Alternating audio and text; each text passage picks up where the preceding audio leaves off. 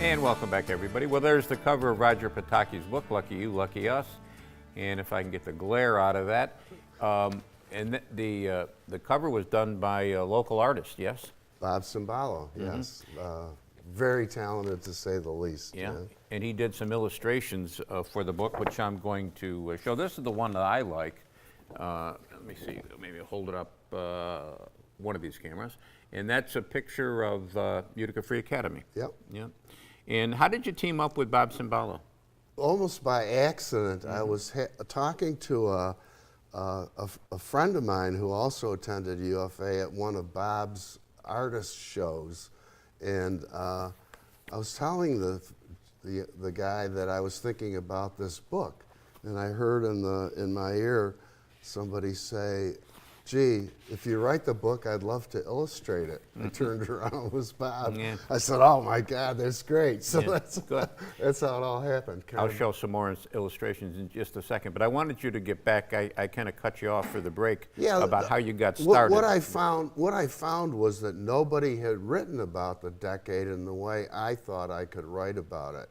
And that's a combination of actual recorded history of things that happened.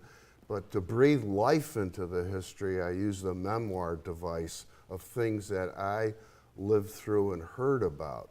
One of the advantages I had to breathe life into the history was that my father was kind of lived in the gray area of the dark side, being part of the Ruffy Elephant political machine at the time, being involved in gambling. Did he have a no-show job? He had a no-show job, more than one actually over the years. And my mother was the manager of the Boston Store Beauty Shop and heard every bit of gossip that there was in Utica. So as I grew up, I was hearing all these stories, and many of whom I relate in the book. The book gives the distinct, not an impression, I mean, you can tell how happy you were growing up in Utica and going to school, John F. Hughes, and then on to UFA. I mean, your happiness just comes through. Well, thank you. Yeah, as I said, I think it was an era of relative happiness. It's a kind of happiness that I think relates to what was going on in the decade, in the sense that, as I said, parents who wanted to work could find jobs. Everybody worked. As one guy from East Utica always told me that, well, under Ruffy, everybody ate. So, we had a prosperous community. People were religious, well-mannered.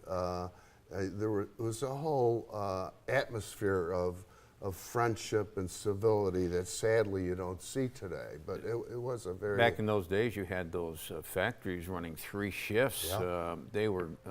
There was a quote in your book that I wrote down: nostalgia, which a lot of your book could be described as nostalgia. Nostalgia tends to brighten and soften memories. Yeah, and it does. Yeah. I think, in my mind anyway, I tend to forget some of the bad things. Sure.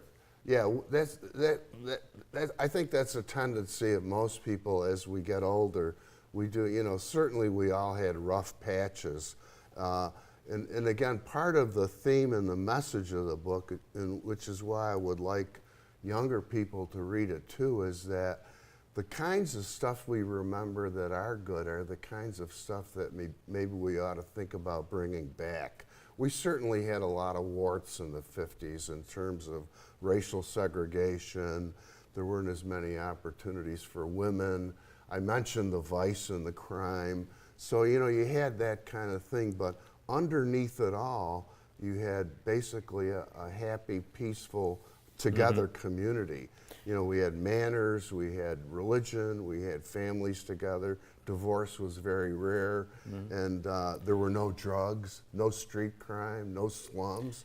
People took pride in their property, and those are the kind of things I think we could return to at some point. There was a line in your book, and this is a line I've told people for many years, and they look at me, young people look at me a little askance when I say this, but you had it in your book as well, and that is, we didn't lock doors at night. That's right. Our house was in Cornhill, and you know, it was before air conditioning, and you'd leave all the screens open, the screen door, and you wouldn't even bother to lock it.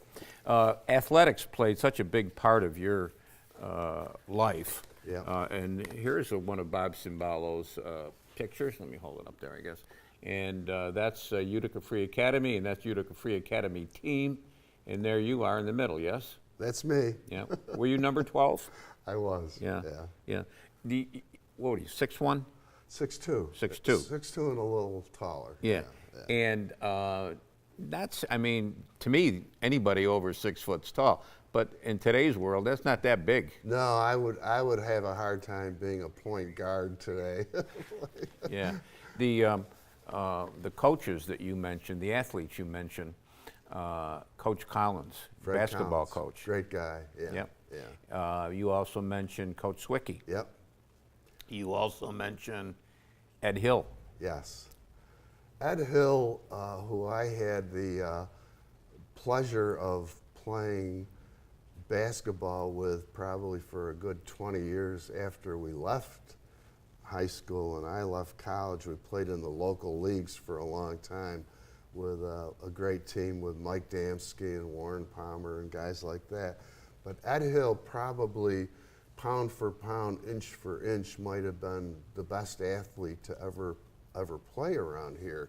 And I use Ed and his experiences to show how segregation kind of hurt people in those days, where Ed never had the opportunity to go to college, even though a lot of schools wanted to recruit him for sports, because he was shunted off into non-college type courses at UFA, primarily shop. Mm-hmm. And as Ed grew up, and Ed did well, Ed was a political figure of sorts and worked with youth and all of that, was really a great guy, but there was always a tinge of bitterness in him, because I think he realized in a certain way he was kind of discriminated and screwed because he was a black guy. You describe it as growing up as in a sliver of East Utica, Polish sliver. We'll talk about that when we come back. Yeah.